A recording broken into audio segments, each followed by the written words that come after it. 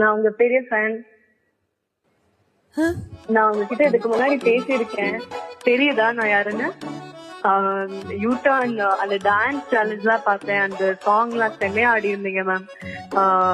ரொம்ப ரொம்ப நல்லா இருக்கு. Best wishes ma'am. இன்னுமா மேம் தெரியல. நம்ம நிறைய பேசியிருக்கோம் மேம், நிறைய மீட் பண்ணிருக்கோம். யார் யார் யார் யார் யார் யார் யார் யார் தலைவிக்கு தெரியாதா? ஒரே ஒரு ஹிண்ட் இல்லன்னா ஒரு க்ளூ.